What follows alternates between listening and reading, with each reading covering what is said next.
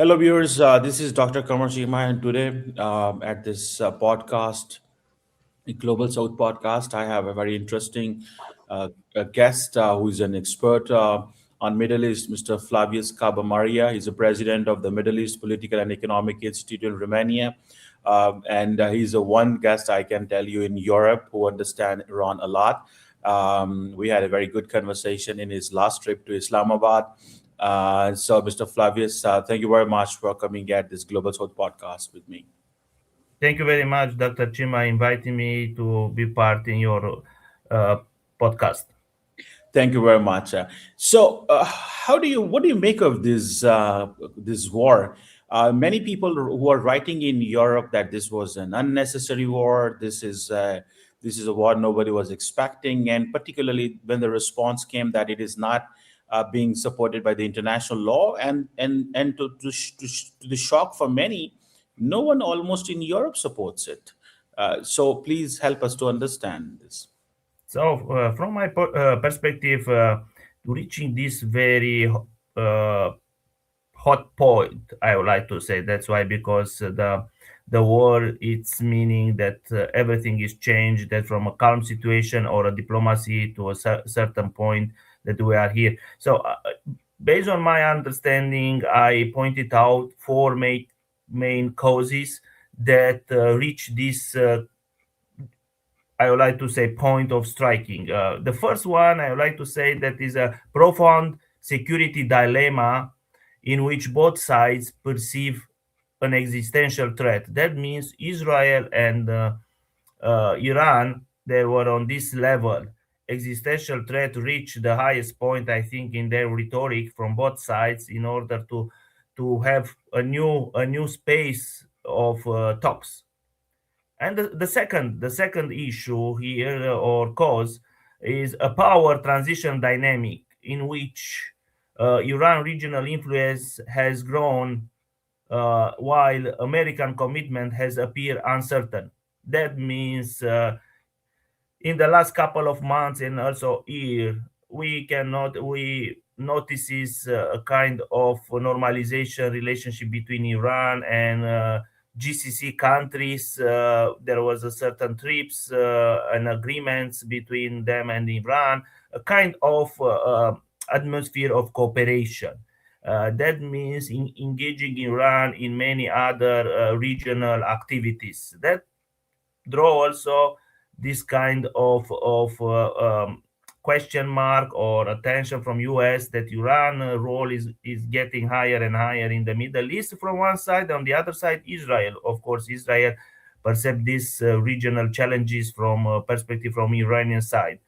That also on the other hand, based on the security strategy of US, they say they are going to use another type of approach to the Middle East, using more with partners, more with friends, working on different levels, and that's why it was a kind of disengagement military from US from that region. But as I said at the beginning, Iran role is getting a little bit higher than they would like to have it. And the third point is the role of belief ideological commitments that leaders compromise politically toxic on all sides. This happened during the negotiation. This kind of compromise was almost impossible from both sides to overcome a certain red lines. As we noticed that everything happened during the negotiation. The second time during the negotiation between US and Iran.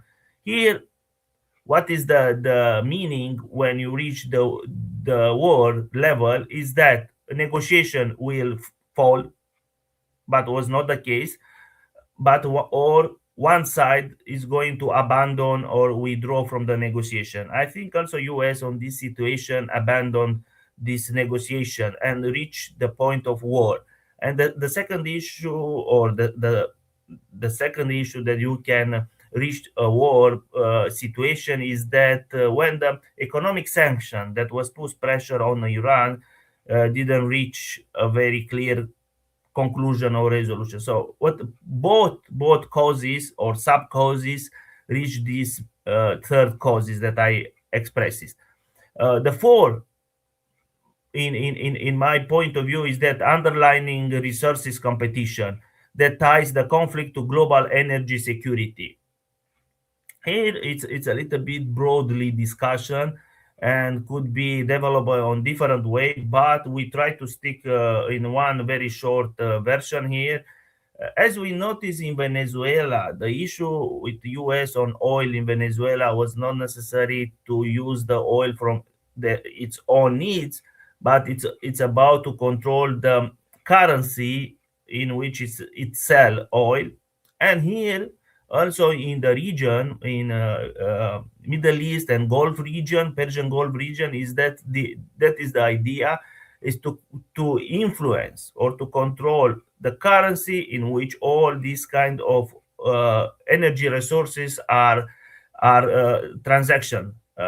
Particularly, have you noticed Saudi Arabia and other country, they have trade deal with China in yuan, and also Qatar selling gas in yuan. So there is a kind of course, also Iran using different types of currency or methods in order to sell its own oil. That means even though with barter, uh, ma- main quantity of Iranian oil is selling to China. So all these are four major causes that we reach this point. That was almost no return point. And for sure, if you talk about from Iranian side, if they were respected or not, because you said at the beginning, nobody, many people didn't expect to reach this point of war. From from Tehran perspective, there was at least two major tendency. One tendency was there after the war in June. They are going to prepare for the second round of conflict because that war was not concluded with signing a ceasefire or certain very clear conclusion. So there was a kind of narrative also in Tehran. They started to prepare for the second round. All these things, there is that contradiction, but also on the other side was the other tendency. They supported to engage in diplomacy and negotiation. That's also happening, but in my opinion, one option was not excluded than another option. So they started with negotiation to try to reach a kind of deal, but on the same time they prepare for a conflict. All these things, this kind of mood after June 2020, 25th in Tehran started that kind of economic challenge. A market was a kind was frozen. The market, trade market, I would like to say. That's why also in December, therefore in December, we reach a kind of economic hardship and challenge. Uh, at least in real estate or other goods was almost blocked in I will terms. come to I will Yeah. come to that point as well. But one thing I really I got your 4 points, and I think they do make a sense, Mr. Flavius. Mm, So I want to make some small questions so that we can have a maximum, yeah. output for our friends.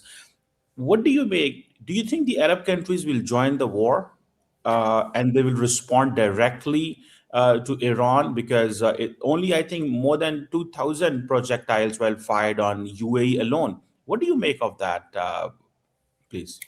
Yeah, so this is one of the challenge, and the strategy or tactics that use Iranians. It's a kind of risky strategy they try to use. But what what is the aim of this striking from Iranian side? There are two major aims here. One aim is that one that most of us say putting pressure on Gulf countries in order to put after the pressure on US to de-escalate or to reach a conclusion with Iran in the negotiation. This is one thing, putting pressure and create economic challenges. But on the second time, on the second issue is that Iran try to exploit on a political gap in these all countries. What means the differences between elite, the ruling people, and citizen, because citizen and Iran portrayed this kind of strike to say if you are going to join and to support this operation, that means you are going to support Israeli operation. So that inflammate the population, citizens of that country are there. So if you are joining this operation, these military strikes, that means we are going to support Israel.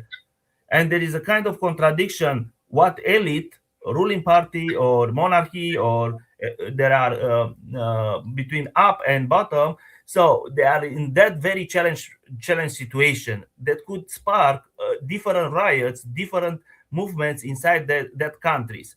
We know this is one things, and the other things also, Shia population from the countries in the region could also play a very significant role. So that's why they try to use a kind of very sensitive, or to use diplomacy so far, to be very precaution, very uh, uh, uh, paying attention or each movement. So that's why I think, from my opinion, or that they are not really would like to join, firstly, to join on this kind of support, fully support of US. There are Hmm. these two major issue are there. uh, but the most important one is that the difference in views between elite and citizen. Citizens. So, Mr. Flavius, do you think that what were Americans expecting, that they will go, they will attack, and they will change the regime? Do you really think that was basically the purpose there? And they couldn't get it done, and now they are more, they're getting more and more into this war, and many of the friendly friends in the region, they're asking them, "You have pushed us to this war," and I think the Arab Street, which you were mentioning, they're also raising the sentiments that this entire security architecture in the Middle East is for the Israel. So they are not protecting the Arabs. So what do you make of that? Do you think that the United States was expecting this? And secondly, do you think that the Arab street or the Arab elite can push the American authorities to stop the war? So far, they have failed. And do you also understand? What do you make of what could be the exit strategy for the United States in case they have to leave immediately? Because it seems there is a lot of mess in terms of in so many ways. So I think firstly, uh, US apply a very simple strategy. I think they try to use a simple solution that decapitate the leader of, or the head of a country, or doesn't matter, the leadership. And simple solution to the a complex problem. It's a complex problem, and with a society, they are very deep rooted in this nationalism, independency, conscience in religious, and based on their long tradition history. So that was a kind of, I think this was the mistake, didn't read very well the effect of this kind of striking, using this very precise.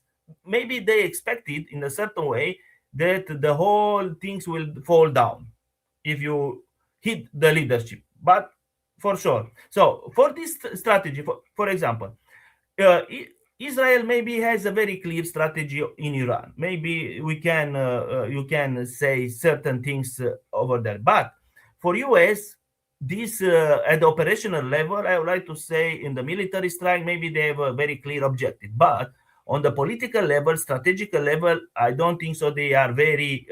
It was very clear. They nuances all the time. They change the objectives all in these latest 2 weeks. They changed it. Every day was changed the aim, the final aim, from the military dimension to the political dimension. We do not know, even though currently, as you mentioned, in order to reach an exit plan, they say currently they are not going. For example, regime changes is not the priority of this operation, even though Israel and US admitted that completely neutralize nuclear sites is not their own, or to extract based on different operation, special forces operation, extract uranium, enrich uranium from Iran, is not on the priority list. Their priority list currently are on this way to destroy as much as possible ballistic capability. And the second issue is to try to create a fracture between support forces, resistance forces, Basij, and the population, Basij, IRGC, and population. But on the other side, if you started to hit or to target civilian infrastructure and to target close to the civilian other facilities, for sure, I think, in my opinion, the effect is totally opposite. That means population or majority of the population is going to rely around the flag, around the main code, and in order to support, because they should choose between chaos, insecurity, and of course their own system, even though some of them they are not in favor. So these Mm, are the situation. And what you said, if they are going to, anyway, as a broadly as a conclusion here on this, US didn't expect this kind of reaction. Maybe they didn't read very well all the detail, the doctrine of Iran, and what is the aim, strategical aim of Iran. But if you read or you have the lesson learned from Iraq-Iran war or tanker war on that period, 1980, 81, 80, 80. So on that period, you can have a lot of lesson learned, even though, as you mentioned, on that time, Iran regionalized the conflict, hit it, the GCC countries, even though in that time, that is, it's supposed to happen also now, to regionalize. And Iran said, if it's going to happen, this strike, we are going to regionalize and to answer with all means, will be all out war. That should be expected, but maybe they didn't believe on all this or capacity of Iran. They have this capacity and how they prepare for the response. So we reach mm, this conclusion. But on the other things, in terms of politically, here is the most very important this issue. From political point of view, Israel or Netanyahu, Prime Minister Netanyahu, gained a lot of political inside Israel. Maybe he will going to succeed in October election and will solve his case in trial case. But on the other side, in US, any kind of prolonging the war, causing damages in terms of human resources, logistical issue, inflammation, that is not working in favor of Trump in the political way. So he is a very thin rope. Now he is working in a very thin rope on this particular time, President Trump. But on the yeah, other side, yeah, Iran's strategy is very clear. They need to, as for them, a prolonged war to cause a lot of damages for them in order to everything this, in order to survive the regime. For each side define their own victory on their own way. For mm, Iran, the victory is there to survive of this operation, because it's very obviously both sides, for the first time in the history, Israel and US conducted a joint operation, and US for the first time conducted a joint operation plan, conducted a joint operation, even though within NATO framework on another particular moments in the history, that means Libya, that means Iraq, Afghanistan, US planned and conducted. The other country just joined, as a support, as a support, but was not involving in all these things. Now, for the first time, they play together this mm. kind of operation. So, and we and in terms of Iran, as I mentioned, for them it's a kind of survival. Yeah. So, Mr. Flavius, what do you make of Europe? The Europe is not, united in this war. The Great Britain was, the United Kingdom was, reluctant to join earlier. Spain has a different understanding. Norway has a different understanding, and European Union it seems very silent. What do you make of Europe of this war? How do they look? Or how are they looking this?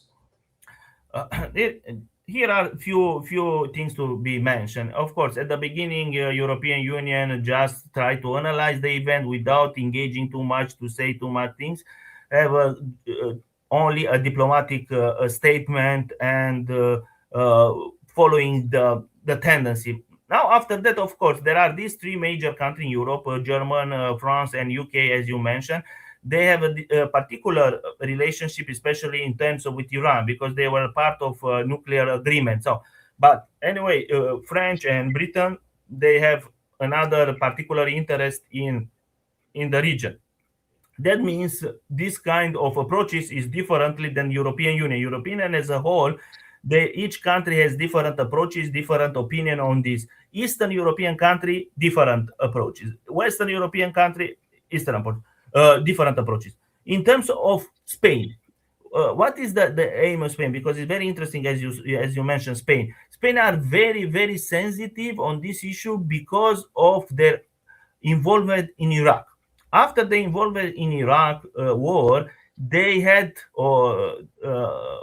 a very tough terrorist attack in Atocha railway station, if you remember.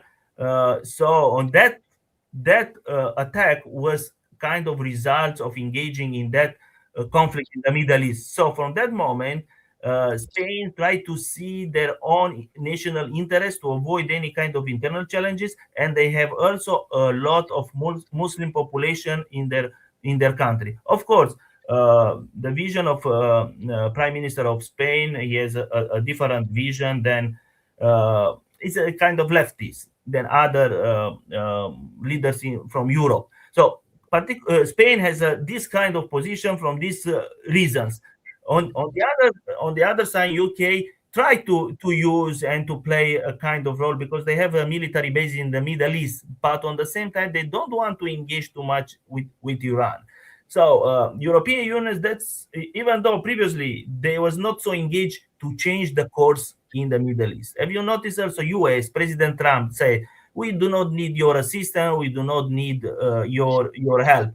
But as you mentioned, now you cannot disconnect the conflict in the Middle East or in the Gulf region with at least Eastern European countries, because Black Sea currently we can say is kind of links to the Gulf region, Persian Gulf, in terms of connectivity.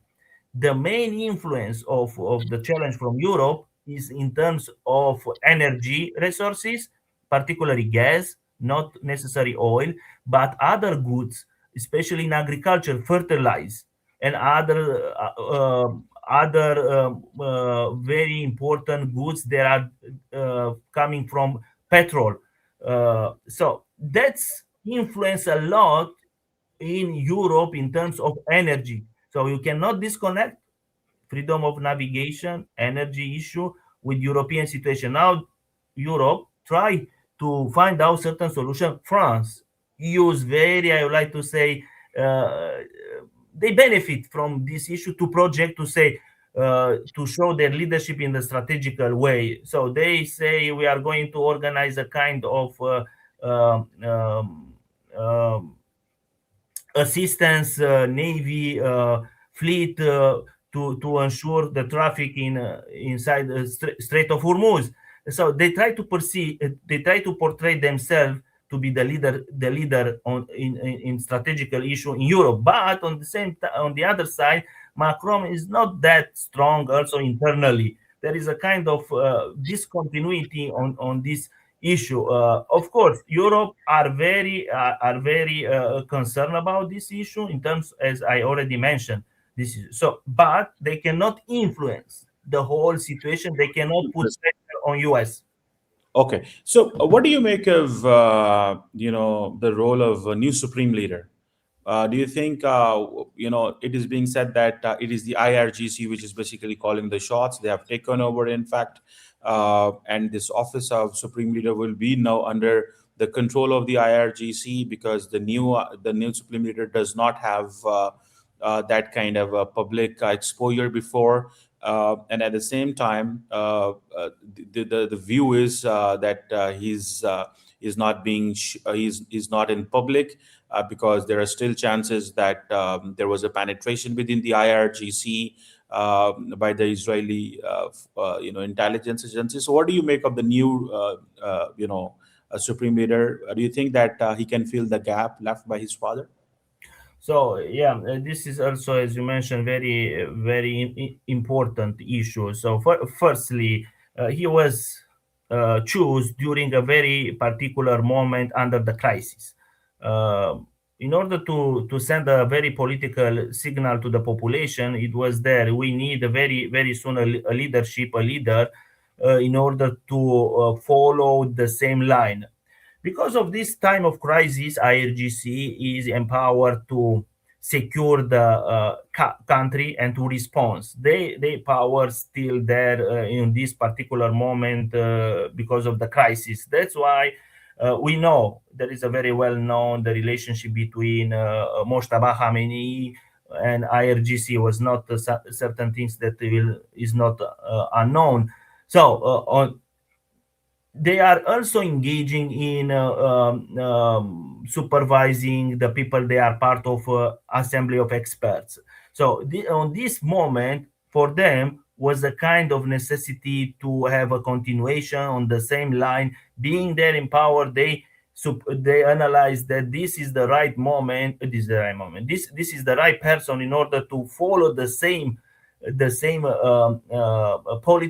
politics and to have a kind of upper hand IRGC on this environment. But on the other side, as you mentioned, in terms of there are two major issues here. During the time of Ali Khamenei, he was not so in favor of let to his son the leadership to pass the leadership. He said it's not that wise decision, but maybe on this time they say we can have on the other way, not father let the his leadership to his son, but we choose his son. So they could say in a different way, we choose, not father choose. So they could deal with this kind of issue that many people talk about this. And on the other things, maybe here are a little bit discussion about in terms of the level of religious education. It's not that rank, Ayatollah rank, or the most educated in religious sides, but based on the compromise. On this particular time, they analyze, they say this is the right person in this current situation, but and they expected that US and Israel, particularly US, they are not fully agree or not fully. They are not agree with this kind of election, but they also like to say, no, we are independent. We're going to choose the people would like to choose, not the people they you like to have it. So this was and another being. That's why, as the beginning of our talks also said, this kind of very simple solution didn't work very well in order to change the whole system. Why? Because now was not the time to have a different political games different behind the scene in order to choose the new leader. Was a very short period of time, was almost they should choose very quickly. So was not time to make political games behind the scene. Yeah. So, one last quick question, if I can ask you, please. That is on India. India considers itself as a global leader of the global south, but there was even an article yesterday by economist that we find that the leadership in India is very silent. They are not playing a role. They are not doing anything. And for example, if you saw that just before 1 day before the war, Prime Minister Modi was in Israel. Uh, so what do you see the role of India as a country of the global South, and they try to do a lot of influence, or they try to do host conference on global South every year, but they are not talking anything when there is a conflict in the global South. Yeah, this conflict put India in the very also difficult position because, as you mentioned, very clearly, uh, Prime Minister Modi paid a visit to Netanyahu before the conflict, but on the same time, India has a kind of investment in Chabahar port in Iran. They develop different infrastructure there and in Baluchistan province. So they are present there. In order to engage now, they should or India should take sides in the certain yeah in or Iran or Israel in one, but they need from both sides they need in order to fulfill regional aim. They need also Iran from different reasons, as we know, in order to have access on different places, even though to Afghanistan, even though to this corridor to the northern part. And also they needed, as we notice, to benefit from this crisis, to get also some revenue or petrol, oil, or gas from Russia. With exception, they are very precaution in terms of with in relation with US, not also to inflame US, to have extra more sanction or targets, tariff target on them. So they decided to use this kind of ambiguity, I would like to say, to this war in order to fulfill their own needs. Even though they are dependent 50% of the oil, and of the oil are coming from is coming from Gulf region. So they need this kind of ambiguity here to survive with both or three major parts engaging the war. So one last quick question on China. Yes, I yes, left it. yes. What do you make of role of China in this war? That is one thing. The second thing is that there are rumors that when President Trump is about to travel to China and he wanted to control, like Venezuelan oil, the Iranian oil, so that he can better bargain with his presidency. Do you buy this theory, or and what is the overall role of China in this war? What are they talking in terms of diplomacy at the UN Security Council, or do you think that they have the capability to influence in any way the outcome of the war, or are they providing any kind of intelligence to the Iranians or the military hardware? What do you make of their role? So China started this engaging in this war as usually, or we expected to do in the diplomatic way, just statement, very diplomatic statement. They are very consistent in their diplomacy, following their own steps. This is the first thing. The second issue, even though they are dependent in a certain way from the oil or energy resources from the Gulf regions, so they know how to deal with both sides, Iran and GCC. Here is the major point here. China could play a role now more than other parts in order to have a kind of understanding between GCC country and Iran. Maybe they are going to have this kind of trips to deal with, or to calm down, de-escalate this tension between GCC country and Iran, because all of them are major trade partner to China. So in this term, China needs all of them, not to put in the balance one against another. On the other things, as you mentioned, in terms of military capability, on the other things, uh, before also the war was different arrangement of agreement between Iran and China to sell different weapons with different capabilities. Maybe this agreement will be going to fulfill, and also maybe China, but on the in the shadow way, they are going to assist Iran on the certain part. Uh, but on the other side, Iranian side so far didn't ask Chinese for too many things because of their own proud. They are very proud nation, and they would like to ask for assistance only when they are needed. But what role China could play? They could play more in terms of assistance in space issue with satellites.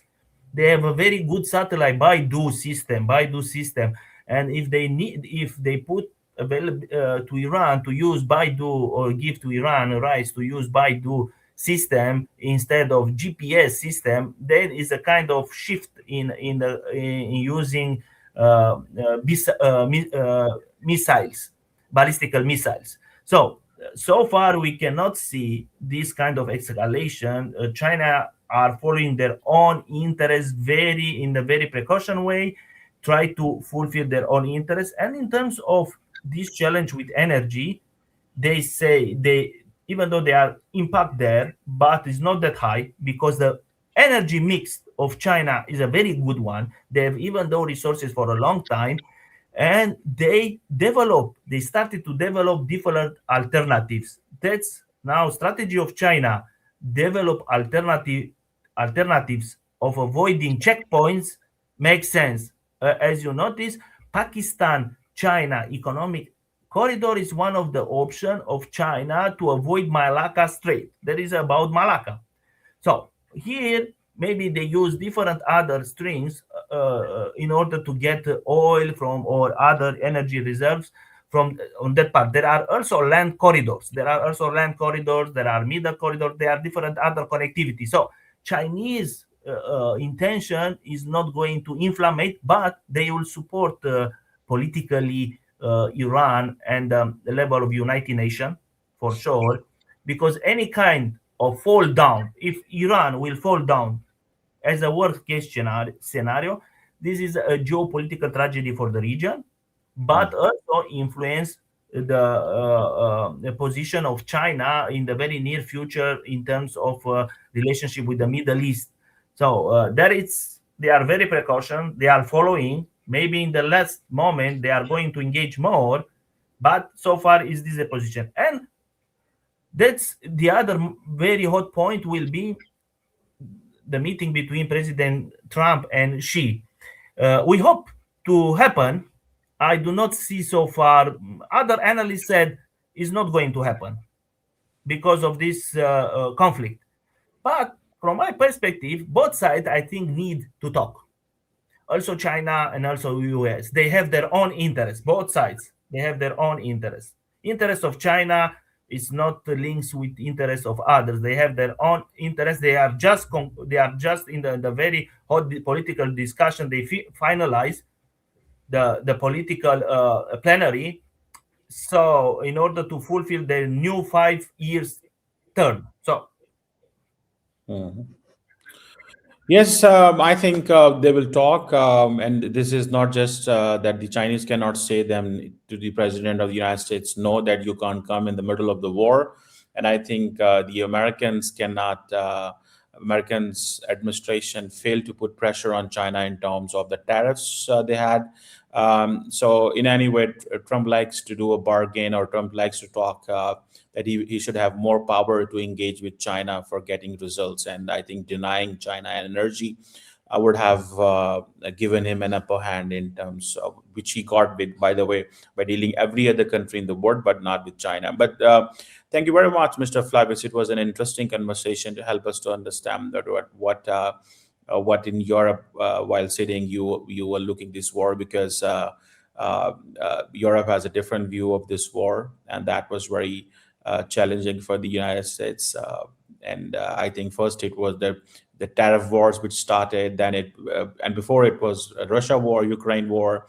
The euro was under pressure, economy and all that. Then it was tariff wars, and now this war.